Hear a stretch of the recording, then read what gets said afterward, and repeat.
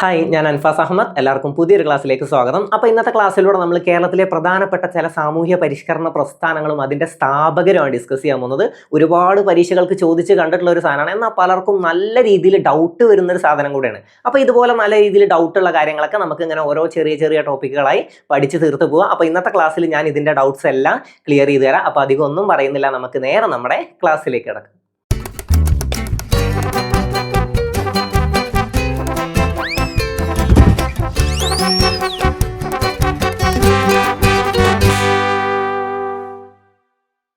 അപ്പോൾ നമുക്ക് കേരളത്തിലെ പ്രധാനപ്പെട്ട സാമൂഹ്യ പരിഷ്കരണ പ്രസ്ഥാനങ്ങൾ ഏതെല്ലാമാണെന്നും അതിൻ്റെ സ്ഥാപകരാരൊക്കെയാണെന്നും അത് സ്ഥാപിക്കപ്പെട്ട വർഷമൊക്കെ നമുക്ക് ക്ലിയർ ചെയ്ത് പോവാം.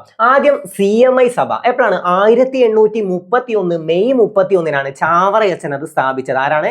ചാവറയച്ചൻ അല്ലെങ്കിൽ കുര്യാക്കോസ് ഏലിയാസ് ചാവറ, അല്ലെ? കുര്യാക്കോസ് ഏലിയാസ് ചാവറ അല്ലെങ്കിൽ ചാവറയച്ചൻ ഏത് സ്ഥാപിക്കുന്നത്? CMI സഭ സ്ഥാപിക്കുന്നത്. ഓക്കെ, വിദ്യാഭ്യാസത്തിനൊക്കെ നല്ല രീതിയിൽ ഊന്നൽ നൽകിയതാണല്ലോ CMI സഭ. അപ്പോൾ CMI സഭ 1831 മെയ് 31. അവിടെ തന്നെ ഒരു 31 കൂടെ ഉണ്ട്, അതുകൊണ്ട് അത് കിട്ടും. ആരാണ് സ്ഥാപിച്ചത്? ചാവറയച്ചൻ. CMI സഭ. CMI സഭ. ഈ സി വെച്ചിട്ട് ഇതിനെ കണക്ട് ചെയ്തോ. CMI സഭ സി വെച്ച് വരുന്ന ഒരു പേരാണെന്ന് കണക്ട് ചെയ്യുക. സി വെച്ച് വരുന്ന ഒരു പേര്. ഇവിടെ നമുക്ക് ഏതൊക്കെ പഠിക്കാണ്ടോ? ഒന്ന് ചട്ടമ്പി സ്വാമികൾ ഉണ്ടാവും, പിന്നെ ഉള്ളത് ഇപ്പോൾ ഓർത്തു വെക്കാൻ നമുക്ക് ചാവറയച്ചനല്ലേ ഉള്ളൂ. അപ്പൊ ചാവറയച്ചനെ കണക്ട് ചെയ്യുക. CMI സഭ ചട്ടമ്പി സ്വാമികളല്ല നമുക്കറിയാലോ. പിന്നെ ഏതാണ് ഉറപ്പിക്കാം നമുക്ക്? ചാവറയച്ചൻ. ചാവറ ഇത് വെച്ചിട്ട് കണക്ട് ചെയ്യുക. ചാവറ അതിന്റെ സി വെച്ച് കണക്ട് ചെയ്യുക. ചാവറയച്ചനാണ്, കുര്യാക്കോസ് ഏലിയാസ് ചാവറയാണ് ഏത് സ്ഥാപിച്ചത്? CMI സഭ സ്ഥാപിച്ചത്. CMI സഭ സ്ഥാപിച്ചത് ആരാണ്? കുര്യാക്കോസ് ഏലിയാസ് ചാവറ. ഓക്കെ, അപ്പൊ അത് ക്ലിയർ ആയല്ലോ. CMI സഭ സ്ഥാപിച്ചത് കുര്യാക്കോസ് ഏലിയാസ് ചാവറ അല്ലെങ്കിൽ ചാവറയച്ചൻ. എപ്പോഴാണ്? 1831. അതിലൊരു 31 ഉണ്ട്. മെയ് 31. 1831 മെയ് 31 കുര്യാക്കോസ് ഏലിയാസ് ചാവറ അല്ലെങ്കിൽ ചാവറയച്ചൻ CMI സഭ സ്ഥാപിച്ചത്. 1831 മെയ് 31. ഇനി പലർക്കും ഡൗട്ട് ഉള്ള ഒരു കാര്യം, അടുത്ത പോയിന്റ്, 1836 വൈകുണ്ഠ സ്വാമികൾ സമത്വ സമാജം സ്ഥാപിച്ചത്. ഏതാണ്? സമത്വ സമാജം. എപ്പോഴാണ്? 1836. അപ്പൊ നമുക്ക് ചോദ്യം വരും, കേരളത്തിലെ ആദ്യ സാമൂഹ്യ പരിഷ്കരണ പ്രസ്ഥാനമായി കണക്കാക്കുന്നത് താഴെ തന്നിരിക്കുന്നതിൽ ഏത് എന്ന് ചോദ്യം വന്നാൽ അതേതാണ്?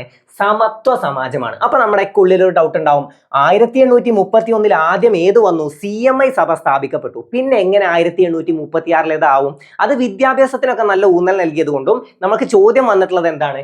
കേരളത്തിലെ ആദ്യ സാമൂഹ്യ പരിഷ്കരണ പ്രസ്ഥാനമായി കണക്കാക്കുന്നത് ഏതെന്ന് ചോദ്യം വന്നാൽ അത് സമത്വ സമാജമാണ്. ഓക്കെ, ഇനി ഉത്തരം ഒരു കൺഫ്യൂഷനും വേണ്ട, ഇത് ആദ്യം വന്നു എന്നതൊന്നും ഓർത്തു വെക്കണ്ട. ഉത്തരം എന്താണ്? നമ്മുടെ സമത്വ സമാജമാണ്. അപ്പൊ ഡൗട്ട് ക്ലിയർ ആയല്ലോ. ഉത്തരം എന്തേ വരൂ? സമത്വ സമാജമാണ്. കേരളത്തിലെ ആദ്യ സാമൂഹ്യ പരിഷ്കരണ പ്രസ്ഥാനമായി കണക്കാക്കുന്നത് സമത്വ സമാജമാണ്. സമത്വ സമാജം. സമത്വ സമാജത്തിന്റെ സ്ഥാപകനാരാണ്? വൈകുണ്ഠ സ്വാമികളാണ്. വൈകുണ്ഠ സ്വാമികൾ.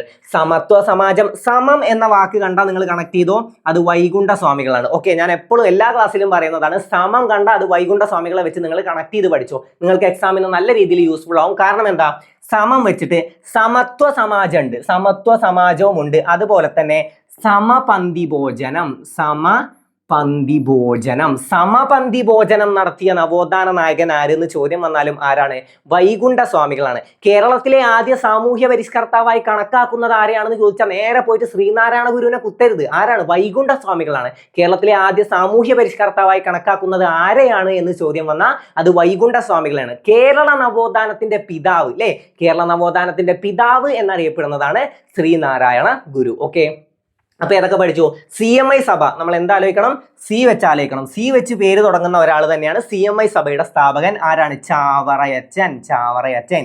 പിന്നെ സമം കണ്ട നമ്മൾ ആരെ ഓർക്കണം? സമം എന്നത് കണ്ട, സമ എന്നത് അവിടെ കണ്ട, അത് ആരെ ഓർത്തോ? വൈകുണ്ഠ സ്വാമികളെ ഓർത്തോ. സമപന്തി ഭോജനം, സമത്വ സമാജം രണ്ടും വൈകുണ്ഠ സ്വാമികളുമായി ബന്ധപ്പെട്ടതാണ്. അപ്പൊ സമത്വ സമാജത്തിന്റെ സ്ഥാപകൻ ആരെന്ന് ചോദ്യം വന്ന ആരാണ്? വൈകുണ്ഠ സ്വാമികളാണ്. കേരളത്തിലെ ആദ്യ സാമൂഹ്യ പരിഷ്കരണ പ്രസ്ഥാനമായി കണക്കാക്കുന്നത് ഏതാണ്? സമത്വ സമാജമാണ്. കേരളത്തിലെ ആദ്യ സാമൂഹ്യ പരിഷ്കർത്താവായി കണക്കാക്കുന്നത് ആരെയാണെന്ന് ചോദ്യം വന്നാൽ അത് വൈകുണ്ഠ സ്വാമികളാണ്. അപ്പൊ രണ്ടും ഒരു ഓപ്ഷനിലുണ്ട്. ഓക്കെ, ഒരു പോയിന്റിൽ തന്നെ രണ്ട് കാര്യങ്ങൾ പഠിച്ചു. ഇത് ആദ്യത്തെ സാമൂഹ്യ പരിഷ്കർത്താവ്, ഇത് ആദ്യത്തെ സാമൂഹ്യ പരിഷ്കരണ സംഘടന. ഓക്കെ, സാമൂഹ്യ പരിഷ്കരണ പ്രസ്ഥാനം ഏതാണ്?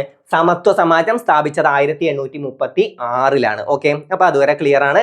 CMI സഭയും കിട്ടി, സമത്വ സമാജവും കിട്ടി. ഓക്കെ, സമപന്തി ഭോജനം നടത്തിയത് വൈകുണ്ഠ സ്വാമികളാണ് നമ്മൾ പഠിച്ചു. അപ്പൊ ആരാണ് പന്തി ഭോജനം നടത്തിയത്?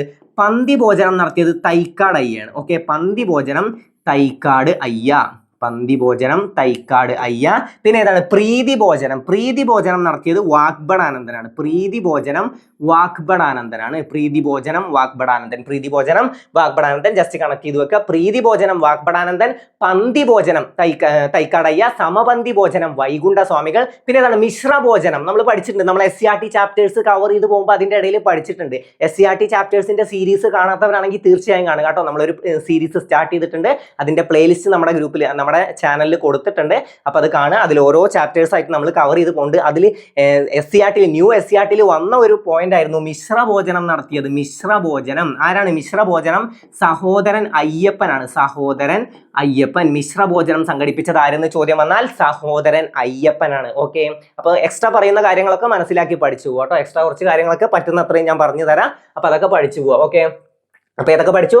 കുര്യാക്കോസ് ഏലിയാസ് ചാവറ, പിന്നെ ഏതാണ്? വൈകുണ്ഠ സ്വാമികൾ. രണ്ടാളുടെയും നമ്മൾ പഠിച്ചു. സമപന്തി ഭോജനം നടത്തിയതും സമത്വ സമാജം സ്ഥാപിച്ചതും ആരാന്ന് ചോദിച്ചാൽ വൈകുണ്ഠ സ്വാമികൾ. പന്തി ഭോജനം തൈക്കാടയ്യ, പ്രീതി ഭോജനം വാഗ്ഭടാനന്ദൻ, മിശ്ര ഭോജനം സഹോദരൻ അയ്യപ്പൻ. ക്ലിയർ ആയല്ലോ? അപ്പൊ നമുക്ക് അടുത്ത് നോക്കാം. തിരുവിതാംകൂർ ഈഴവ മഹാസഭ. നമുക്കൊക്കെ അറിയാം, ഈഴവ മെമ്മോറിയലിന് നേതൃത്വം നൽകിയത് ആരാണ്? ഡോക്ടർ പൽപ്പു ആണ്. അതേ വ്യക്തി തന്നെ ഈഴവ മഹാസഭ സ്ഥാപിച്ചത് ആരാണ്? ഡോക്ടർ പൽപ്പു ആണ്. ഡോക്ടർ പൽപ്പു ആണ് ഈഴവ മഹാസഭ സ്ഥാപിച്ചത്. ഓക്കെ, അപ്പൊ ഡോക്ടർ പൽപ്പു ആണ് എന്തിന് നേതൃത്വം നൽകിയത്? ഈഴവ മെമ്മോറിയലിന് നേതൃത്വം നൽകിയത്. ഈഴവരുടെ രാഷ്ട്രീയ നേതാവ് എന്ന് ഇദ്ദേഹത്തെ വിശേഷിപ്പിച്ചത് ആരാണ്? റിട്ടി ലുക്കോസ് ആണ്. അല്ലെ, പഠിച്ചു വെച്ചോട്ടോ. റിട്ടി ലുക്കോസ് ആണ് ഈഴവരുടെ രാഷ്ട്രീയ നേതാവ് എന്ന് ഡോക്ടർ പൽപ്പുവിനെ വിശേഷിപ്പിച്ചത്. ഓക്കെ, അപ്പൊ പഠിച്ചോ. തിരുവിതാംകൂർ ഈഴവ മഹാസഭ സ്ഥാപിച്ചത്, ഈഴവ എന്ന് കണ്ട ഡോക്ടർ പൽപ്പുവിനെ നിങ്ങൾക്ക് കണക്ട് ആവണം. കാരണം ഈഴവ മെമ്മോറിയലിന് നേതൃത്വം നൽകിയതും ഡോക്ടർ പൽപ്പു ആണ്. അതും എപ്പോഴാണ്? 1896. അപ്പൊ നമുക്ക് ഡൗട്ട് ഉണ്ടാവുമല്ലോ, എപ്പോഴാണ് മലയാളി മെമ്മോറിയൽ? മലയാളി മെമ്മോറിയൽ എപ്പോഴാണ്? 1891 മലയാളി മെമ്മോറിയൽ. മലയാളി മെമ്മോറിയലിന് നേതൃത്വം നൽകിയത് ആരാണ്? GP Pillai, barrister GP Pillai. GP Pillai പഠിച്ചു വെക്കണേ. മലയാളി മെമ്മോറിയലിന് നേതൃത്വം നൽകിയത് ബാരിസ്റ്റർ GP പിള്ളയാണ്. മലയാളി മെമ്മോറിയലിന്റെ മുദ്രാവാക്യം തിരുവിതാംകൂറുകാർക്ക് എന്ന മുദ്രാവാക്യം ഏതുമായി ബന്ധപ്പെട്ടിരിക്കുന്നു എന്ന് ചോദ്യം വരും. തിരുവിതാംകൂറുകാർക്ക് ഏതുമായി ബന്ധപ്പെട്ടതാണ്? തിരുവിതാംകൂറുകാർക്ക് മലയാളി മെമ്മോറിയലുമായി ബന്ധപ്പെട്ടതാണ്. പിന്നെയും ചോദ്യം വരും, മലയാളി മെമ്മോറിയലിൽ മൂന്നാമതായി ഒപ്പുവെച്ചത് ആരെന്ന് ചോദ്യം വന്നാൽ അത് ആരാണ്? ഡോക്ടർ പൽപ്പു ആണ്. മലയാളി മെമ്മോറിയലിൽ മൂന്നാമതായി ഒപ്പുവെച്ചത്. ഇങ്ങനെ തന്നെയാണ് ചോദ്യം വരാറുള്ളത്. മലയാളി മെമ്മോറിയലിൽ മൂന്നാമതായി ഒപ്പുവെച്ചത് ആരെന്ന് ചോദ്യം വരും. പഠിച്ചു വെച്ചോ, അത് ഡോക്ടർ പൽപ്പു ആണ്. ഡോക്ടർ പൽപ്പുവിനെ ഈഴവരുടെ രാഷ്ട്രീയ നേതാവ് എന്ന് വിശേഷിപ്പിച്ചത് ആരെന്ന് ചോദ്യം വരും. അതാരാണ്? റിട്ടി ലുക്കോസ് ആണ്. റിട്ടി ലുക്കോസ്. അപ്പൊ ഏതൊക്കെ പഠിച്ചു? CMI സഭ, ചാവറയച്ചൻ, അത് നമുക്ക് C വെച്ച് കണക്ട് ചെയ്യാം. പിന്നെ വൈകുണ്ഠ സ്വാമികൾ, സമം കണ്ട അത് വൈകുണ്ഠ സ്വാമികളാണ്. അപ്പൊ സമത്വ സമാജം വൈകുണ്ഠ സ്വാമികളാണ് സ്ഥാപിച്ചത്. പിന്നെ തിരുവിതാംകൂർ ഈഴവ എന്ന് കണ്ട നമുക്ക് കണക്ട് ചെയ്യാം. ഈഴവ മെമ്മോറിയലിന് നേതൃത്വം നൽകിയതും തിരുവിതാംകൂർ ഈഴവ മഹാസഭ സ്ഥാപിച്ചതും ഡോക്ടർ പൽപ്പു ആണ്. മലയാളി മെമ്മോറിയലിൽ മൂന്നാമതായി ഒപ്പുവെച്ചതും ഡോക്ടർ പൽപ്പു ആണ്. SNDP സ്ഥാപിച്ചത്, ഈ SNDPയുടെ ഫുൾ ഫോം എന്താ? അതറിഞ്ഞാൽ തന്നെ നമുക്ക് ഉത്തരം കിട്ടും. SNDPയുടെ ഫുൾ ഫോം എന്താ? ശ്രീനാരായണ ധർമ്മ പരിപാലന യോഗം. ശ്രീനാരായണ ധർമ്മ പരിപാലന യോഗം. അപ്പൊ ഈ SNDP സ്ഥാപിച്ചത് ആരാ? ശ്രീനാരായണ ധർമ്മ പരിപാലന യോഗം എന്ന് പറയുമ്പോൾ അത് സ്ഥാപിച്ചത് ചട്ടമ്പി സ്വാമികളോ അല്ലെങ്കിൽ വൈകുണ്ഠ സ്വാമികളോ ആവില്ലല്ലോ. SNDP സ്ഥാപിച്ചത് ആരാണ്? ശ്രീനാരായണ ഗുരുവാണ്. ചോദ്യം വരും, SNDPയുടെ ആജീവനാന്ത അധ്യക്ഷൻ ആരെന്ന് ചോദ്യം വരും. ആരാണ്? ശ്രീനാരായണ ഗുരു ആജീവനാന്ത അധ്യക്ഷനാണ്. ആദ്യ ഉപാധ്യക്ഷനെയും ചോദ്യം വരും. ആരാണ്? നമ്മുടെ ഡോക്ടർ പൽപ്പു ആണ് ആദ്യ ഉപാധ്യക്ഷൻ. ഇനി ഞാൻ ഒരു കഥ പറയാം. എല്ലാ ക്ലാസ്സിലും ഞാൻ പറയുന്ന അതേ കഥ തന്നെയാണ്. നമ്മൾ ഈ ശ്രീനാരായണ ഗുരുവിനെ SNDP സ്ഥാപിക്കാൻ പ്രേരിപ്പിച്ചത് ആരാന്ന് ചോദ്യം വരാറുണ്ട്. അതാരാണ്?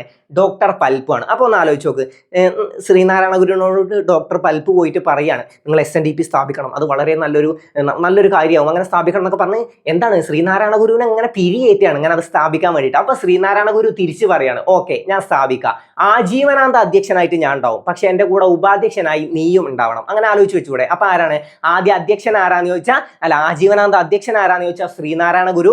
ആദ്യ ഉപാധ്യക്ഷൻ ആരാന്ന് ചോദിച്ചാൽ ഡോക്ടർ പൽപു. പിന്നെ ആദ്യ സെക്രട്ടറി ചോദിക്കും, അത് കുമാരനാശാനാണ് കേട്ടോ. കുമാരനാശാൻ ആശയഗംഭീരൻ, സ്നേഹഗായകൻ എന്നൊക്കെ അറിയപ്പെടുന്ന കുമാരനാശാനാണ് SNDPയുടെ ആദ്യ സെക്രട്ടറി. SNDPയുടെ ആദ്യ മുഖപത്രം ചോദിക്കാറുണ്ട്, ഏതാണ്? വിവേകോദയം. SNDPയുടെ ആദ്യ മുഖപത്രമാണ് വിവേകോദയം. SNDPയുടെ ആദ്യ മുഖപത്രം വിവേകോദയം. പഠിച്ചു വെക്കുക, SNDPയുടെ ആദ്യ മുഖപത്രമാണ് വിവേകോദയം. ഇപ്പൊ SNDPയുമായി ബന്ധപ്പെട്ട് എന്തൊക്കെ പഠിച്ചു? ഒരു കാര്യം പഠിക്കാൻ വിട്ടുപോയി. 1903 മെയ് 15 SNDP സ്ഥാപിതമായത്.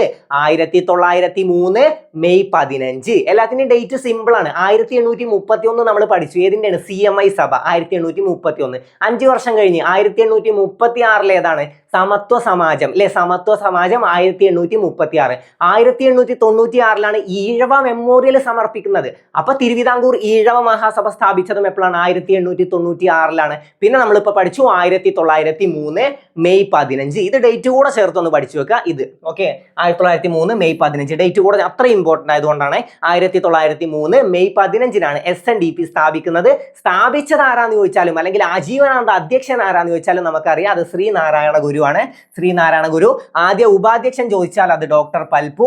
ആദ്യ സെക്രട്ടറി ആരാന്ന് ചോദിച്ചാൽ കുമാരനാശാൻ. പിന്നെ ആദ്യ മുഖപത്രം ഏതാന്ന് ചോദിച്ചാൽ വിവേകോദയം. പിന്നെ ഇപ്പോഴത്തെ മുഖപത്രം ഏതാന്ന് ചോദിച്ചാൽ യോഗനാഥം. ഓക്കെ, യോഗനാഥം. അപ്പൊ അത്ര ഒന്ന് അറിഞ്ഞു വെക്കുക. പിന്നെ SNDPയുടെ മുൻഗാമി എന്നറിയപ്പെടുന്നത്, അത് ചോദ്യം വരും കേട്ടോ, ഒന്ന് പഠിച്ചു വെച്ചോ. SNDPയുടെ മുൻഗാമി എന്നറിയപ്പെടുന്നത് വാവൂട്ടി യോഗം.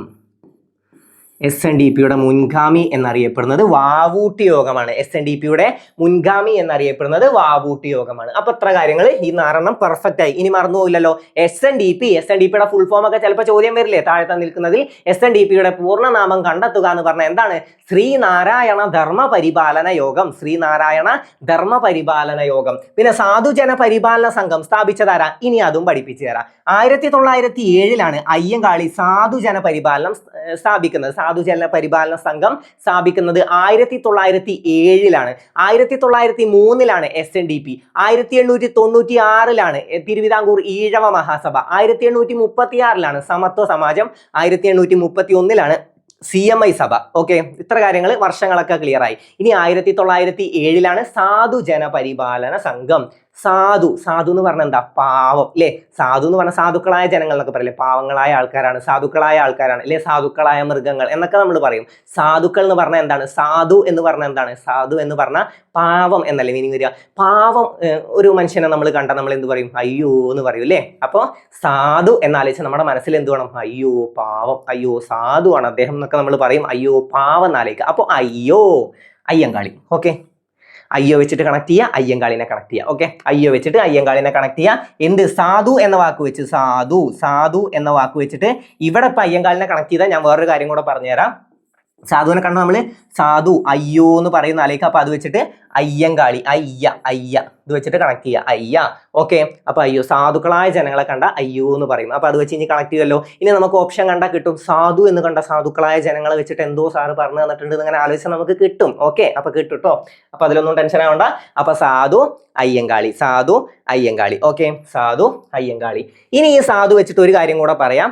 തിരുവിതാംകൂറിൽ മൃഗബലി നിരോധിച്ചത് ആരാന്ന് ചോദ്യം വരാറുണ്ട്. തിരുവിതാംകൂർ ദേവസ്വത്തിന്റെ കീഴിലുണ്ടായിരുന്ന മൃഗബലി നിരോധിച്ചുകൊണ്ട് ഉത്തരവ് പുറപ്പെടുവിച്ചത് ആര് എന്ന് ചോദ്യം വന്നാൽ അത് റാണി സേതു ലക്ഷ്മിബായി ആണ്. അതും അവിടെ സാധു വെച്ച് കണക്ട് ചെയ്യാലോ. സേതു. ഓക്കെ, സാധു വെച്ച് കണക്ട് ചെയ്യാം. മൃഗങ്ങൾ എന്താണ്? പാവങ്ങളാണ്, അത് സാധുക്കളാണ് എന്നാലോചിച്ചാൽ മതി. മൃഗങ്ങൾ സാധുക്കളാണ് മാത്രം ആലോചിച്ച് വെച്ചാൽ നമുക്ക് എന്ത് കിട്ടും? മൃഗബലി എന്ന് കണ്ട മൃഗങ്ങൾ സാധുക്കളായതുകൊണ്ട് മൃഗബലി ആര് നിരോധിച്ചു? സേതു. ഓക്കെ, സേതു. അപ്പൊ തിരുവിതാംകൂർ ദേവസ്വത്തിന്റെ കീഴിലുള്ള മൃഗബലി നിരോധിച്ചുകൊണ്ട് ഉത്തരവ് പുറപ്പെടുവിച്ചത് ആരാന്ന് ചോദിച്ചാൽ റാണി സേതു ലക്ഷ്മിബായി ആണ്. റാണി സേതു ലക്ഷ്മിബായി. സേതു കണക്ട് ആയല്ലോ, സെറ്റ് ആണ്. ഓക്കെ, അപ്പൊ അടുത്തത് നോക്കാം. അരയ സമാജം പണ്ഡിറ്റ് KP കറുപ്പനാണ്. അരയ സമാജം. ഞാൻ ഒരു കാര്യം പറഞ്ഞു തന്നിട്ടുണ്ട്. കറുത്ത അരയന്നം എന്ന് ആലോചിക്കാൻ പറഞ്ഞു തന്നിട്ടുണ്ട്. കറുത്ത അരയന്നം.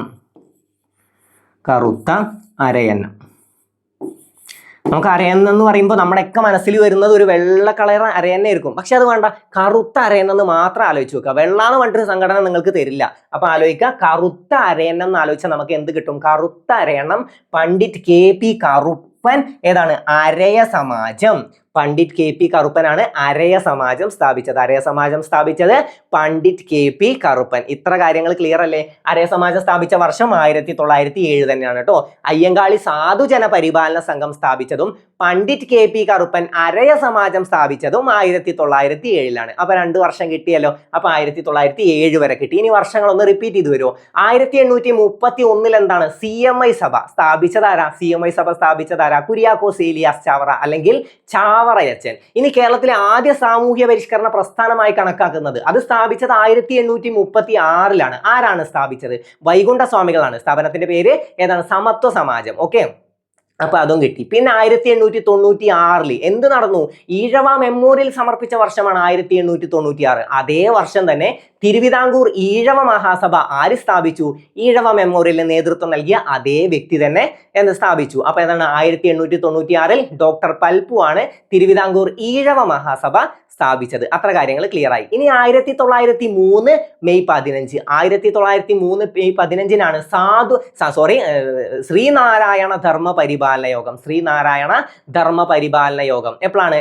1903 മെയ് 15 അഥവാ SNDP. SNDPയുടെ ആജീവനാന്ത അധ്യക്ഷൻ ആര് എന്ന് ചോദിച്ചാലും സ്ഥാപകൻ ആര് എന്ന് ചോദിച്ചാലും ആ പേരിൽ തന്നെ ഉണ്ട്, ശ്രീനാരായണ ധർമ്മ പരിപാലന യോഗം, ശ്രീനാരായണ ഗുരു. ആദ്യ ഉപാധ്യക്ഷൻ നമ്മൾ പഠിച്ചിരുന്നു, ഡോക്ടർ പൽപ്പു ആണ്. അത്ര കാര്യങ്ങളൊക്കെ ക്ലിയർ ആണ്. ആദ്യ സെക്രട്ടറി കുമാരനാശാനാണ്. ആദ്യ മുഖപത്രം വിവേകോദയം, നിലവിലെ മുഖപത്രം യോഗനാഥം. പിന്നെ അതുപോലെ തന്നെ SNDPയുടെ മുൻഗാമി എന്നറിയപ്പെടുന്നത് വാവൂട്ടി യോഗം. ഇത്ര കാര്യങ്ങളൊക്കെ ക്ലിയർ ആണ്. ഇനി 1907 ആണല്ലേ അടുത്തത് പഠിച്ചത്. ഏതാണ്? സാധുജന പരിപാലന സംഘം. സാധു അല്ലേ? അയ്യോ സാധുവാണ് അദ്ദേഹം. അപ്പൊ അയ്യോ പാവം, അയ്യോ അയ്യങ്കാളി. ഓക്കെ, അയ്യ വെച്ചിട്ട് അയ്യോനെ കണക്ട് ചെയ്യുക, സാധുവാണ് അല്ലേ? അപ്പൊ തിരുവിതാംകൂർ ദേവസ്വത്തിന്റെ കീഴിലുണ്ടായിരുന്ന മൃഗബലി നിരോധിച്ചതാരാ? സാധു സേതു.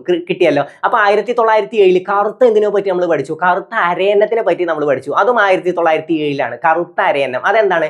പണ്ഡിറ്റ് KP കറുപ്പൻ അരയ സമാജം സ്ഥാപിച്ചു. ഇത്ര കാര്യങ്ങൾ ക്ലിയർ അല്ലേ? സെറ്റായി. ഓക്കെ, ഇപ്പൊ ഒരു കോൺഫിഡൻസ് ഒക്കെ കിട്ടുന്നില്ല. ഇനി ഞാൻ ചോദ്യ പേപ്പർ കണ്ടാൽ ഞാൻ ആൻസർ ചെയ്യുന്നുള്ളത് അപ്പൊ കിട്ടും, നിങ്ങൾക്ക് തീർച്ചയായിട്ടും കിട്ടും കേട്ടോ. ഒന്ന് ഇടക്ക് വായിച്ചൊക്കെ നോക്കുക കേട്ടോ. ഇത് മനസ്സിൽ കയറി എന്ന് പറഞ്ഞാൽ അങ്ങനെ ഇരിക്കരുത്. എക്സാമിനൊക്കെ പോകുന്നതിന് മുമ്പ് ഒന്ന് റിപ്പീറ്റ് ചെയ്തിട്ടൊക്കെ പോവുക. അപ്പൊ നമ്മുടെ ടെലിഗ്രാം ചാനലിൽ ജോയിൻ ചെയ്യാത്തവരാണെങ്കിൽ എത്രയും പെട്ടെന്ന് പോയി ജോയിൻ ചെയ്യുക. ടെലിഗ്രാം ചാനലിൽ ഈ PDF നിങ്ങൾക്ക് തരുന്നതാണ് കേട്ടോ. അപ്പോൾ ടെലിഗ്രാം ചാനലിൽ ജോയിൻ ചെയ്യാത്തവരാണെങ്കിൽ എത്രയും പെട്ടെന്ന് ജോയിൻ ചെയ്യുക. പിന്നെ ഒരു കാര്യം കൂടെ, നമ്മുടെ വാട്സ്ആപ്പ് ബാച്ച് നമ്മൾ തുടങ്ങിയിട്ടുണ്ടായിരുന്നു. കമ്പനി ബോർഡ്, LGS, VFA അതുപോലെ തന്നെ ബെവ്കോ LDC പോലുള്ള എക്സാമുകൾക്ക് നമ്മളൊരു വാട്സ്ആപ്പ് ബാച്ച് തുടങ്ങിയിട്ടുണ്ടായിരുന്നു. അത് നമ്മൾ സെപ്റ്റംബർ തുടക്കത്തോടു കൂടെ ക്ലോസ് ചെയ്യുന്ന പറഞ്ഞിട്ടുണ്ടായിരുന്നു. അപ്പോൾ ഒരുപാട് ആളുകൾ ഇപ്പോഴും ചോദിച്ച് മെസ്സേജ് അയക്കുന്നുണ്ട്, ഇനി കയറാൻ വല്ല ചാൻസ് ഉണ്ടോ എന്നൊക്കെ ചോദിച്ചു. അപ്പൊ ഇങ്ങനത്തെ ആളുകളെ എനിക്ക് വിട്ടു നിർത്താനും പറ്റില്ല. ഓരോരുത്തർ ചിലപ്പോൾ ഇപ്പോഴാവും ഈ മെസ്സേജ് അല്ലെങ്കിൽ ഈ ആഡ് കാണുന്നത്, ഇപ്പോൾ ഇങ്ങനെ ഒരു ബാച്ച് ഉണ്ട് എന്നുള്ളത് കാണുന്നത്. ചിലപ്പോൾ ക്ലാസ്സിൽ ചേരാൻ ഇഷ്ടമുണ്ടാവും. അപ്പൊ അങ്ങനത്തെ ആളുകളെ എനിക്കൊരിക്കലും ഒഴിച്ചു നിർത്താൻ പറ്റില്ല. അതുകൊണ്ട് തന്നെ ഇതുവരെയുള്ള ക്ലാസ്സുകൾ നിങ്ങൾക്ക് ലഭിക്കാൻ കൂടി ആയിട്ട് വേറൊരു ഫീസ് കൂടെ ഉണ്ടാവും. പിന്നെ നിങ്ങൾക്ക് ഗ്രൂപ്പിൽ ജോയിൻ ചെയ്യാം. അപ്പൊ അതിന്റെ ഡീറ്റെയിൽസ് അറിയണമെങ്കിൽ താഴെ ഒരു നമ്പർ കൊടുത്തിട്ടുണ്ട്, അതിൽ കോൺടാക്ട് ചെയ്താൽ മതി കേട്ടോ. ഓക്കെ, പിന്നെ അതുപോലെ തന്നെ നമ്മൾ പുതിയൊരു കോഴ്സ് സ്റ്റാർട്ട് ചെയ്യുന്നുണ്ട്. ഒരു കോഴ്സ് റെഡി ആക്കിയിട്ടുണ്ട്. അതായത് നമ്മൾ LGSന് വേണ്ടിയിട്ട് ഒരു ഹോട്ട് ടോപ്പിക്സ് ചെയ്തിട്ടുണ്ടായിരുന്നു. അതായത് ഒരുപാട് ആളുകളുടെ തലവര മാറ്റിമറിച്ച ഒരു സീരീസ് ആയിരുന്നു അത്. LGS ഹോട്ട് ടോപ്പിക്സ് എന്ന് പറഞ്ഞാൽ ഒരു 25 ക്ലാസ്സുകൾ അടക്കുന്ന ഏകദേശം 90-ലധികം ടോപ്പിക്കുകൾ ഉൾപ്പെടുത്തിക്കൊണ്ട് നമ്മളൊരു കോഴ്സ് ചെയ്തിട്ടുണ്ടായിരുന്നു. ഒരുപാട് ആളുകൾക്ക് LGS റാങ്ക് നേടാനും നല്ല രീതിയിൽ സഹായിച്ചിട്ടുള്ള ഒരു ഒരു സീരീസ് കൂടെ ആയിരുന്നു അത്. അപ്പോൾ അത് നിങ്ങൾക്ക് ആവശ്യമുണ്ടെന്നുണ്ടെങ്കിൽ അത് നിങ്ങൾക്ക് ജോയിൻ ചെയ്യണം താല്പര്യം ഉണ്ടെങ്കിൽ അതിനും താഴെ ഒരു നമ്പർ കൊടുത്തിട്ടുണ്ട്, അതിൽ ബന്ധപ്പെടുക. ഇനി നിങ്ങൾ തുടക്കക്കാരാണെങ്കിൽ തീർച്ചയായിട്ടും നിങ്ങളത് പർച്ചേസ് ചെയ്യുക. കാരണം തുടക്കക്കാർക്ക് നല്ല രീതിയിൽ ഉപകാരപ്പെടും. PSCയിലെ ട്രാക്കിൽ കയറും എന്നതിൽ നല്ല രീതിയിൽ ഉറപ്പുണ്ട്. കാരണം PSCയുടെ ഏകദേശം എല്ലാത്തിലും പോയി കൈയിട്ട് വാരിയിട്ട് എല്ലാ ഭാഗങ്ങളും നിങ്ങൾക്ക് ഏകദേശം പെർഫെക്റ്റ് ആക്കി തരുന്നത്. നമ്മളിപ്പോൾ ഇങ്ങനെ പഠിക്കുന്നത് പോലെ തന്നെ കോഡുകളും കണക്ഷനുകളും എല്ലാം യൂസ് ചെയ്തിട്ടാണ് നമ്മൾ പഠിക്കുന്നത്. അപ്പോൾ ജോയിൻ ചെയ്യാൻ നിങ്ങൾക്ക് ഇൻട്രസ്റ്റ് ഉണ്ടെങ്കിൽ താഴെ കാണുന്ന നമ്പറിൽ ഒന്ന് ബന്ധപ്പെടുക. അതിൽ ഡീറ്റെയിൽസ് നിങ്ങൾക്ക് ഷെയർ ചെയ്ത് തരും. അപ്പോൾ തീർച്ചയായിട്ടും എത്രയും പെട്ടെന്ന് തന്നെ ജോയിൻ ചെയ്യാൻ ശ്രമിക്കുക. അപ്പോൾ വൈകിപ്പിക്കണ്ട. തീർച്ചയായിട്ടും നിങ്ങൾക്ക് നല്ല രീതിയിൽ ഓരോ എക്സാമുകൾക്കും PSCയുടെ ഏതൊരു എക്സാം നിങ്ങൾ എഴുതാൻ പോകുമ്പോഴും തീർച്ചയായിട്ടും ഉപകാരപ്പെടും. ഹോട്ട് ടോപ്പിക്സ് ആണ് നമ്മൾ അതിൽ ചെയ്യുന്നത്. അതായത് ഏറ്റവും ഇമ്പോർട്ടൻ്റ് ആയ 90-ലധികം ടോപ്പിക്കുകൾ നമ്മൾ അതിൽ കവർ ചെയ്ത് പോകുന്നുണ്ട്. അപ്പോൾ തന്നെ നിങ്ങൾക്ക് ഏകദേശം PSCയുടെ എല്ലാ ലെവലിലുള്ള ഒരു ഐഡിയ കിട്ടും. അപ്പോൾ നല്ല രീതിയിൽ അത് എത്രയും പെട്ടെന്ന് തന്നെ പർച്ചേസ് ചെയ്യാൻ ശ്രമിക്കുക. വൈകണ്ട, ഇപ്പോൾ തന്നെ പർച്ചേസ് ചെയ്ത് പിന്നെ ഇടക്കിടക്ക് നിങ്ങൾക്ക് എടുത്ത് അത് ക്ലാസ്സുകൾ കാണാം, ഇടക്കിടക്ക് അത് വായിച്ച് നോക്കാം. ഓക്കെ, ഇത്ര ലൈഫ് ടൈം അല്ല, ഇത്ര ടൈം ഒന്നുമില്ല, നിങ്ങൾക്ക് എത്ര കാലം വേണമെങ്കിലും അത് യൂസ് ചെയ്യാം കേട്ടോ. ഓക്കെ, ടൈം എന്തെങ്കിലും ഉണ്ടെങ്കിൽ നമ്മൾ അറിയിക്കും. ടൈം ഒന്നുമില്ല, നിങ്ങൾക്ക് എത്ര കാലം നിങ്ങൾ എക്സാം എഴുതുന്നുണ്ടോ അത്രയും കാലം നിങ്ങൾക്ക് യൂസ് ചെയ്യാം. അപ്പോൾ എത്രയും പെട്ടെന്ന് പർച്ചേസ് ചെയ്യാൻ ശ്രമിക്കുക. താഴെ നമ്മൾ കമന്റ് ബോക്സിൽ നമ്പർ കൊടുത്തിട്ടുണ്ട്. പിന്നെ ഇതിന്റെ ഇടയിൽ അതിന്റെ പോസ്റ്റർ ഒന്ന് ഷെയർ ചെയ്യുക. അപ്പോൾ അതിലും നമ്പർ കൊടുത്തിട്ടുണ്ട്. അപ്പോൾ നമ്പറിൽ ബന്ധപ്പെട്ട നിങ്ങൾക്ക് അതിന്റെ ഡീറ്റെയിൽസ് കിട്ടും. അപ്പോൾ ഡീറ്റെയിൽസ് ഒക്കെ ഒന്ന് അറിഞ്ഞ് ജോയിൻ ചെയ്യാൻ ഇൻട്രസ്റ്റ് ഉണ്ടെങ്കിൽ എത്രയും പെട്ടെന്ന് തന്നെ ജോയിൻ ചെയ്യുക. എക്സാമുകൾ അടുത്ത് വരുന്നുണ്ട്. ഏകദേശം 90-ലധികം ടോപ്പിക് എന്ന് പറയുമ്പോൾ 25 ക്ലാസ് ഒരു 25 ദിവസം എടുത്തിട്ടൊക്കെ തീർത്താൽ മതി. ഒരു ക്ലാസ് 1 മണിക്കൂറൊക്കെ വരുന്നുള്ളൂ. പക്ഷേ ഒരു ക്ലാസ്സിൽ തന്നെ 5-6 ടോപ്പിക്കുകൾ നമ്മൾ കവർ ചെയ്ത് പോകുന്നുണ്ട്. നല്ല രീതിയിൽ നിങ്ങൾക്ക് ഉപകരിക്കും. പേഴ്സണലായിട്ട് ഞാൻ പറയുന്നത് പോലെ കൂട്ടിയാൽ മതി. നല്ല രീതിയിൽ ഉപകരിക്കും. ആ ഒരു ഉറപ്പ് എനിക്കുണ്ട്. കഴിഞ്ഞ LGS-ന് അത് കണ്ടവർക്കാണെങ്കിൽ അറിയാം അവർക്ക് LGS ഒക്കെ നല്ല രീതിയിൽ ഉപകരിച്ചിട്ടുണ്ട്. ഒരുപാട് ആളുകൾ റാങ്ക് ലിസ്റ്റിൽ കയറിയതൊക്കെ നമ്മൾ അതിന്റെ പോസ്റ്റ് ഒക്കെ ഷെയർ ചെയ്തിട്ടുണ്ടായിരുന്നു. അപ്പോൾ എന്തായാലും എത്രയും പെട്ടെന്ന് അത് പർച്ചേസ് ചെയ്യാൻ ശ്രമിക്കുക. അതിന്റെ ഡീറ്റെയിൽസ് അറിയാനായിട്ട് ആ കാണുന്ന നമ്പറിൽ ബന്ധപ്പെടുക. അപ്പോൾ നമുക്ക് അടുത്തത് നോക്കാം. അടുത്തത് യോഗക്ഷേമ സഭ. VT ഭട്ടതിരിപ്പാടാണ്. 1908 യോഗക്ഷേമ സഭ ആര് സ്ഥാപിച്ചത്? VT ഭട്ടതിരിപ്പാട്. ഇതും ഞാനൊരു കഥ പോലെ പറഞ്ഞുതരാം കേട്ടോ. കുറച്ച് കാര്യങ്ങളുണ്ട് ഇവിടെ പഠിക്കാൻ. VT ഭട്ടതിരിപ്പാടിന്റെ ആത്മകഥയാണ് കണ്ണീരും കിനാവും. കണ്ണീരും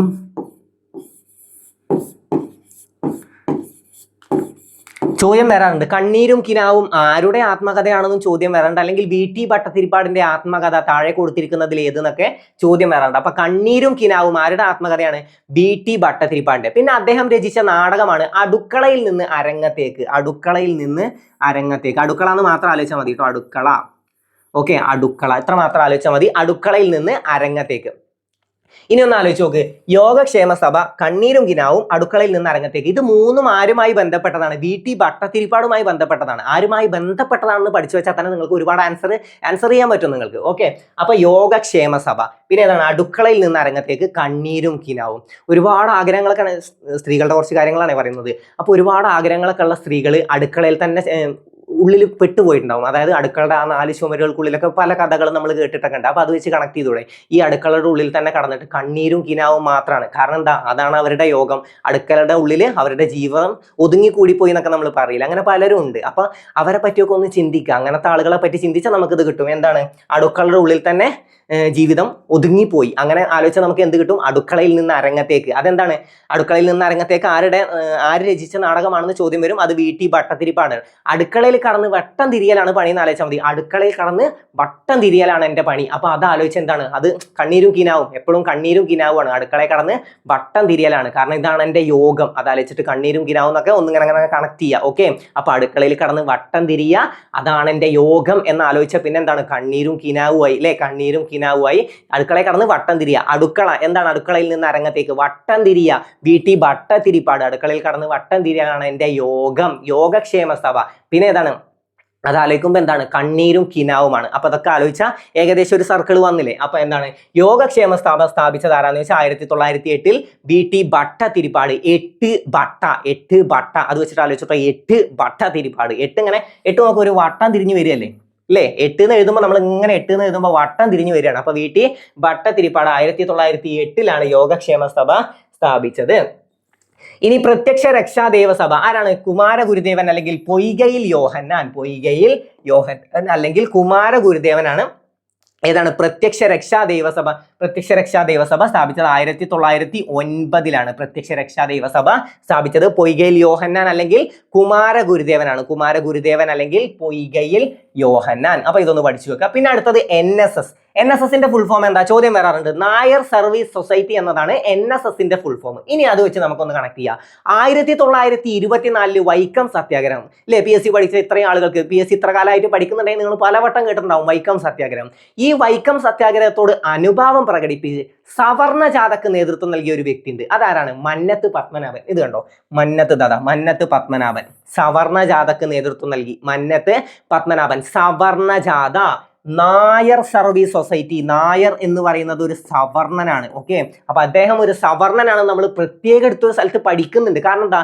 സവർണ ജാഥക്ക് നേതൃത്വം നൽകിയത് മന്നത്ത് പത്മനാഭനാണ്. അദ്ദേഹമാണ് നായർ സർവീസ് സൊസൈറ്റി സ്ഥാപിച്ചത്. അപ്പൊ ഇതിന് കോഡൊന്നും ആവശ്യമില്ല. ഒരു കണക്ഷൻ വെച്ചിട്ട് നമുക്ക് പഠിക്കാൻ പറ്റും. കാരണം എന്താണ്?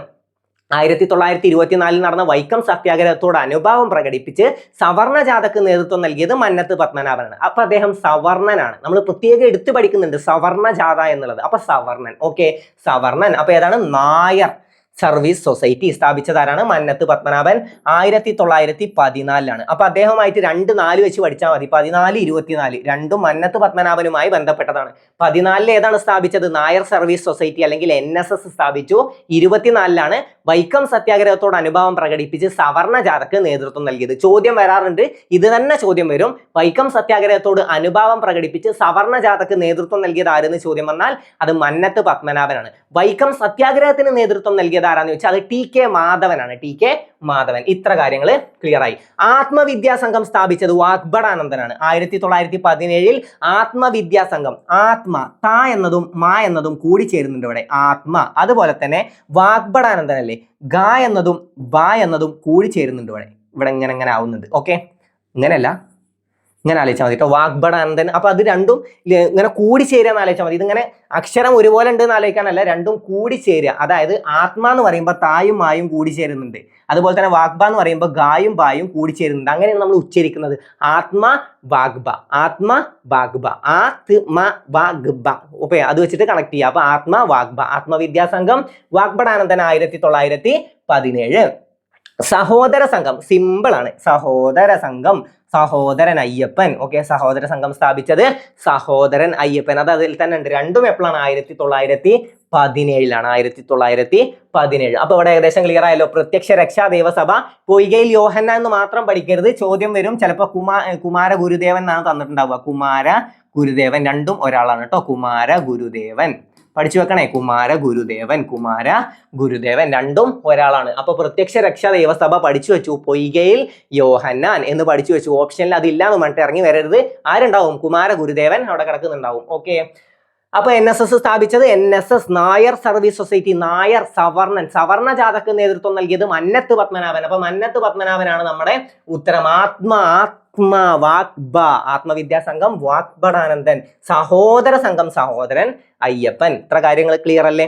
ഓക്കെ, അപ്പൊ ഇതുവരെ പഠിച്ച കാര്യങ്ങൾ ക്ലിയർ അല്ലേ? അപ്പൊ അടുത്തത് നോക്കാട്ടോ. ഇനി ആനന്ദ മഹാസംഘം അല്ലെങ്കിൽ ആനന്ദ മഹാസഭ എന്നൊക്കെ പറയുന്ന അത് സ്ഥാപിച്ചതാരാണ്? ബ്രഹ്മാനന്ദ ശിവയോഗി. ആനന്ദ ബ്രഹ്മാനന്ദ. ആനന്ദം പരമാനന്ദം സംഗീതം എന്നൊക്കെ അത് വെച്ച് കണക്ട് ചെയ്യാം കേട്ടോ. ഇനി പാട്ട് പാടി പോണ്ട. ആനന്ദം ബ്രഹ്മാനന്ദം. ഓക്കെ, ആനന്ദ ബ്രഹ്മാനന്ദ. ആനന്ദ. ഈ നന്ദ വെച്ച് കണക്ട് ചെയ്തൂടെ? ഓക്കെ, അപ്പൊ ആ പാട്ടൊക്കെ ആലോചിച്ച് പോയാൽ മതി. വെറുതെ ആലോചിച്ചു, ഒരു കാര്യമില്ലെങ്കിലും വെറുതെ ആലോചിച്ചിരുന്നു. അങ്ങനെ എന്തെങ്കിലുമൊക്കെ ആലോചിക്കുമ്പോൾ മനസ്സിന്റെ ഈ സ്ട്രെസ് ഒന്ന് കുറയട്ടെ. ഭയങ്കര ടെൻഷനിൽ ഇരുന്നിട്ട ക്ലാസ് കാണുന്നുണ്ടാവുക. നിങ്ങൾ ഈ PSC പഠിക്കുമ്പോൾ എത്ര ടെൻഷൻ അടിക്കില്ല കേട്ടോ. ഇഷ്ടപ്പെട്ട് പഠിക്കാൻ തുടങ്ങി. ഞാൻ എപ്പോഴും പറയുന്ന കാര്യം, PSC അങ്ങനെ ഇഷ്ടപ്പെട്ട് പഠിച്ചു കഴിഞ്ഞാൽ ഭയങ്കര രസമുള്ള പരിപാടി അത്.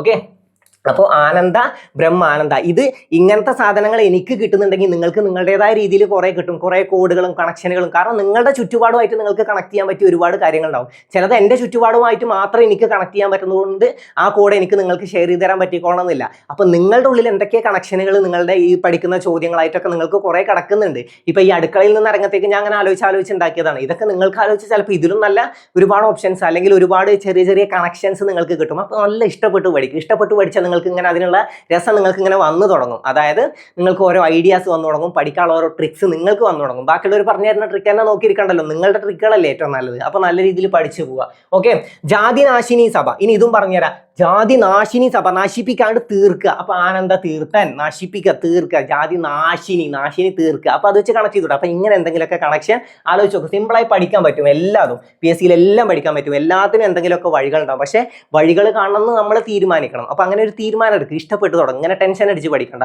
ഇത് കിട്ടിയാലേ എനിക്ക് എന്തെങ്കിലുമൊക്കെ ആവുള്ളൂ, അങ്ങനെ ആവലാതിപ്പെട്ട് കുഴഞ്ഞ് അങ്ങനെയൊന്നും പഠിക്കണ്ട. സിമ്പിളായിട്ട് നല്ല രീതിയിൽ പഠിച്ചു പോകും. തീർച്ചയായിട്ടും നിങ്ങൾക്ക് കിട്ടും. പഠിക്കേണ്ട രീതിയിൽ പഠിച്ചാൽ തീർച്ചയായിട്ടും നിങ്ങൾക്ക് തന്നെ കിട്ടും. നിങ്ങൾക്ക് വിധിച്ചിട്ടുണ്ടാവും. അപ്പോൾ വിധിച്ചിട്ടുള്ളത് നിങ്ങൾ എങ്ങനെയും നേടിയെടുക്കുക. വിധിച്ചിട്ടുണ്ട് പറഞ്ഞിട്ട് വെറുതെ അത് നിങ്ങളുടെ അടുത്തേക്ക് വരില്ല. നിങ്ങൾ അതിനുവേണ്ടി കഷ്ടപ്പെടണം എന്ന് പറഞ്ഞാൽ ഉറക്കൊഴിച്ചിരുന്ന് പഠിക്കാനല്ല. കഷ്ടപ്പെടാന്ന് പറഞ്ഞാൽ ആദ്യം മൈൻഡിലേക്ക് വരുന്നതാണ്. ഉറക്കൊക്കെ ഒഴിച്ച് പിന്നെ ഇരുന്ന് പഠിക്കുക. ഉറക്കൊഴിച്ച് പഠിച്ചാൽ കൂടുതൽ പഠിയുന്നതാണ്. ഇല്ല, ഉറക്കൊഴിച്ച് പഠിച്ചാൽ കൂടുതൽ പഠിയില്ല. അതൊരു മണ്ടത്തരാണ്. ഉറക്കം നല്ല രീതിയിൽ നിങ്ങൾക്ക് വേണം. നല്ല രീതിയിൽ നിങ്ങളുടെ മൈൻഡ് റിലാക്സ് ആവണം. എന്നിട്ട് ആ മൈൻഡിനെ നല്ല രീതിയിൽ വർക്ക് ചെയ്യിപ്പിക്കണം. അപ്പോൾ കിട്ടുന്ന കുറച്ച് സമയമാണെങ്കിൽ ആ കുറച്ച് സമയം നല്ല രീതിയിൽ യൂട്ടിലൈസ് ചെയ്യും. തീർച്ചയായിട്ടും നിങ്ങൾക്കും റാങ്ക് കിട്ടും. തീർച്ചയായിട്ടും ആദ്യത്തെ റാങ്കുകളിൽ നിങ്ങളുണ്ടാവും. അപ്പോൾ പഠിക്കേണ്ട രീതികളിൽ പഠിക്കുക. ഓരോ ക്വസ്റ്റ്യൻ പേപ്പർ കാണുമ്പോൾ നിങ്ങൾക്ക് മനസ്സിലാവും ഇപ്പോഴത്തെ ക്വസ്റ്റ്യൻ ക്വസ്റ്റ്യൻ പേപ്പറുകളുടെ പാറ്റേൺ മാറിയിട്ടുണ്ട്, എന്തൊക്കെയോ ചില മാറ്റങ്ങൾ വരുന്നുണ്ട്. അപ്പൊ ഇപ്പൊ ഈ പഠിക്കുന്ന കാര്യങ്ങൾ തന്നെ ചിലപ്പോൾ വൺ വേർഡ് ആയിട്ട് ചോദിച്ചോളണമെന്നില്ല, ചിലപ്പോൾ ബോക്സ് ആയിട്ട് തരും, അല്ലെങ്കിൽ തെറ്റായ ജോഡി കണ്ടെത്തുക എന്ന് പറഞ്ഞു തരും. അപ്പൊ ചോദ്യങ്ങൾ ഏത് രീതിയിൽ വരും എന്ന് കണ്ടിട്ട് കൂടെ മനസ്സിലാക്കി കഴിഞ്ഞാൽ ഓരോന്നും നല്ല ഇഷ്ടപ്പെട്ട് പഠിക്കും. പണ്ടത്തെ പോലെ വൺ വേർഡ് നോക്കിയിട്ട് ഓപ്ഷൻ വെച്ച് കറുപ്പിക്കാൻ പറ്റില്ല, പക്ഷെ നമുക്ക് കട്ട് ചെയ്ത് കളഞ്ഞിട്ട് ഓപ്ഷനിലേക്ക് എത്താനും പറ്റും. അപ്പൊ നമ്മൾ പഠിക്കാൻ ഇൻട്രസ്റ്റ് കാട്ടിയാൽ നമ്മൾ എങ്ങനെയെങ്കിലും ആൻസറിൽ എത്തും.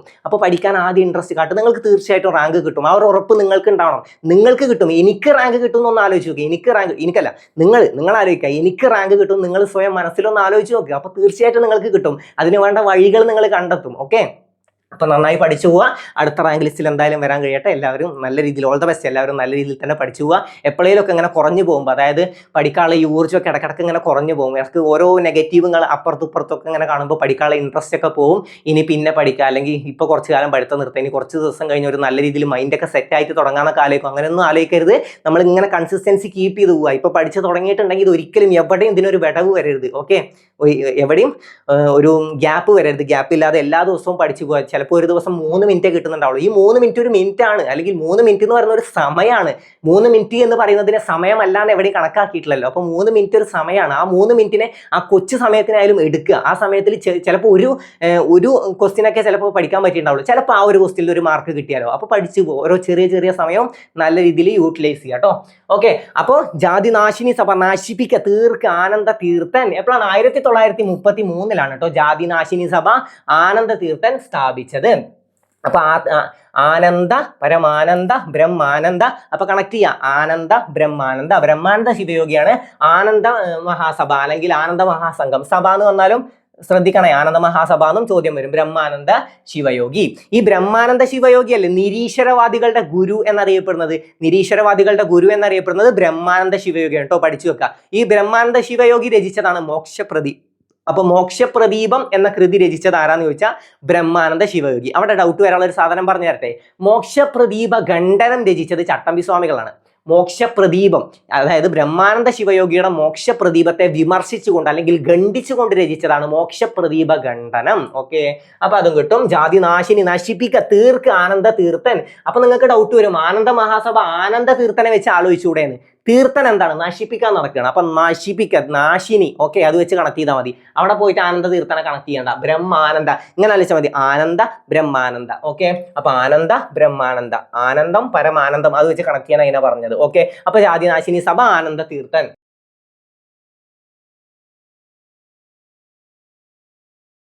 ഇസ്ലാം ധർമ്മ പരിപാലന സംഘം, വക്കം മൗലവി അല്ലെങ്കിൽ വക്കം അബ്ദുൽ ഖാദർ മൗലവിയാണ് ഇസ്ലാം ധർമ്മ പരിപാലന സംഘം സ്ഥാപിച്ചത്. വക്കം അബ്ദുൽ ഖാദർ മൗലവിയാണ്. പഠിച്ചു വെക്കാട്ടോ, വക്കം അബ്ദുൽ ഖാദർ. ഇതൊക്കെ സിമ്പിൾ ആയിട്ട് കിട്ടുന്നതല്ലേ. ഇസ്ലാം ധർമ്മ പരിപാലന സംഘം എന്ന് കണ്ടാൽ നമുക്ക് മനസ്സിലാവും അതാരാണ്. വക്കം അബ്ദുൽ ഖാദർ മൗലവിയാണ്. സിമ്പിൾ ആണ്. Okay, Malayali Sabha C Krishnapillai. Malayali Sabha C Krishnapillai.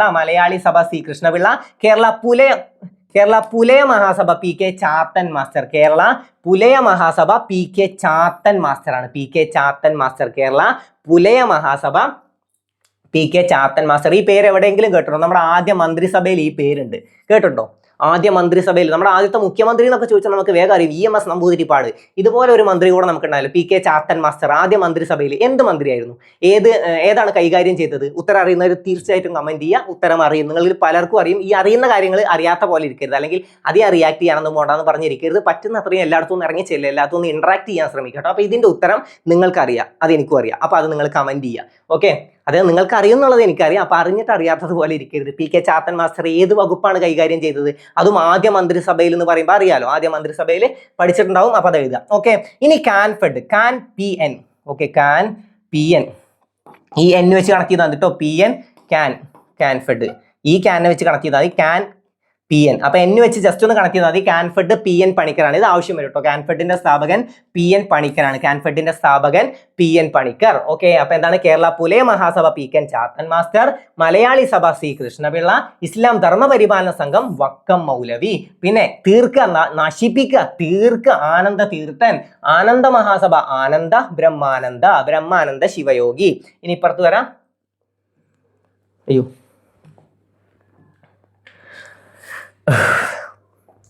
Yogakshema സഭ എന്താണ് യോഗം? വീട്ടിൽ കടന്ന് വട്ടം തിരിയുക അല്ലെങ്കിൽ അടുക്കളയിൽ കടന്ന് വട്ടം തിരിയുക. അത് ഒരുപാടെണ്ണം കണക്ട് ചെയ്ത് തരാൻ വേണ്ടിയിട്ടാണ് കേട്ടോ. അടുക്കളയിൽ കടന്ന് വട്ടം തിരിയുക, കണ്ണീരും കിനാവും എന്നൊക്കെ പറഞ്ഞത് സിമ്പിൾ ആയിട്ട് ഇത് മാത്രം ആലോചിക്കണമെങ്കിൽ യോഗം എന്താ? വീട്ടിൽ കടന്ന് വട്ടം തിരിയാനാണ് എൻ്റെ യോഗം എന്ന് മാത്രം ആലോചിച്ചാൽ മതി. പ്രത്യക്ഷ രക്ഷ വീട്ടിൽ കടന്ന് വട്ടം തിരിയുക, വീട്ടി വട്ടത്തിരി അങ്ങനെട്ടോ കണക്ട് ചെയ്യാൻ പറഞ്ഞത്, വീട്ടി വട്ടത്തിരി, അപ്പോൾ വട്ടം തിരിയുക.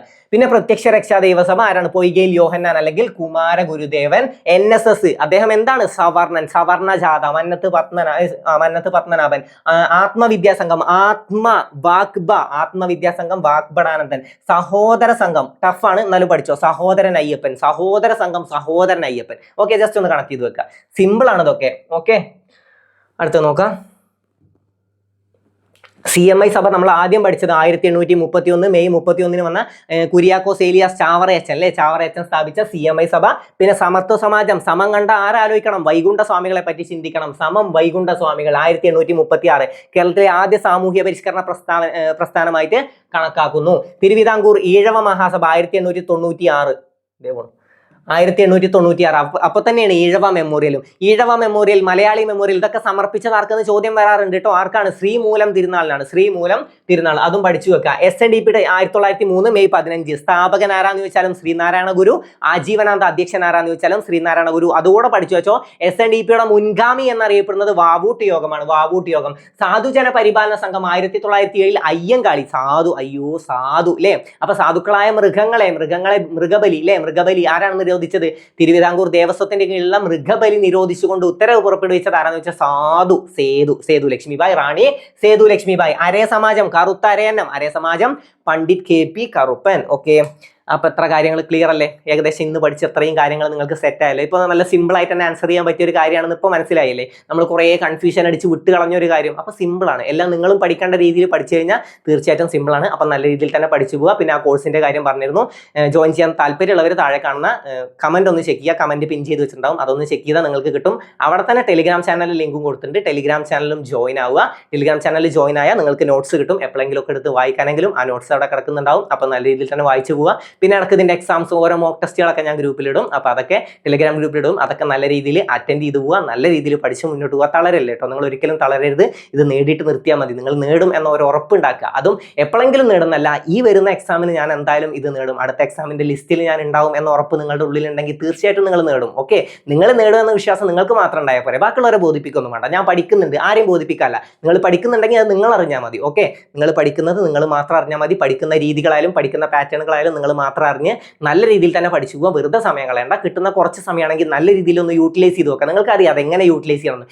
എനിക്ക് ഏത് രീതിയിൽ പഠിച്ചാൽ എനിക്ക് നന്നാവുമെന്ന് എനിക്കറിയാലോ. അപ്പൊ നിങ്ങൾ നിങ്ങളുടെ കാര്യം മാത്രം ചിന്തിച്ച് നിങ്ങൾക്ക് പറ്റുന്ന രീതിയിൽ ഏറ്റവും ഉചിതമായ രീതിയിൽ പഠിച്ചു പോവുക. ഓരോരുത്തർ നല്ല സജഷനൊക്കെ ഉണ്ടെങ്കിൽ നല്ല സജഷനൊക്കെ എടുക്കുക. ഓക്കെ, ചിലപ്പോൾ ഇങ്ങനെ പഠിച്ചാൽ നന്നാവും എന്നൊക്കെ പറയും. ചിലപ്പോൾ നിങ്ങൾക്ക് അങ്ങനെ പഠിച്ചാൽ അത് നന്നാവുന്നുണ്ടാവും. അത് ടെസ്റ്റ് ചെയ്ത് നോക്കുക. പക്ഷേ അങ്ങനെ പഠിക്കണം എന്നാണ് അദ്ദേഹം പറഞ്ഞത്. അതുകൊണ്ട് അങ്ങനെ പഠിക്കാവുന്നൊന്നും എവിടെയില്ല. നിങ്ങൾ നിങ്ങളുടെ രീതിയിൽ നല്ല രീതിയിൽ പഠിച്ചു പോവുക. അപ്പോൾ കോഴ്സിന്റെ കാര്യം താഴെ കൊടുത്തിട്ടുണ്ട്. വാട്സ്ആപ്പ് ബാച്ചിൽ ജോയിൻ ചെയ്യാണ്ടെങ്കിൽ എത്രയും പെട്ടെന്ന് ജോയിൻ ചെയ്യുക. മുമ്പത്തെ ക്ലാസ്സുകൾ കൂടെ ലഭിക്കണം എന്നുണ്ടെങ്കിൽ എക്സ്ട്രാ ഒരു ഫീസ് വരുള്ളൂ. ഇല്ലെങ്കിൽ സാധാ ഫീസിൽ തന്നെ നിങ്ങൾക്ക് ജോയിൻ ചെയ്ത് പോകാം കേട്ടോ. അപ്പോൾ അതിന്റെ ഡീറ്റെയിൽസ് താഴെ കാണുന്ന നമ്പറിൽ നിങ്ങൾ മെസ്സേജ് അയച്ചാൽ തീർച്ചയായിട്ടും ലഭിക്കുന്നതാണ്.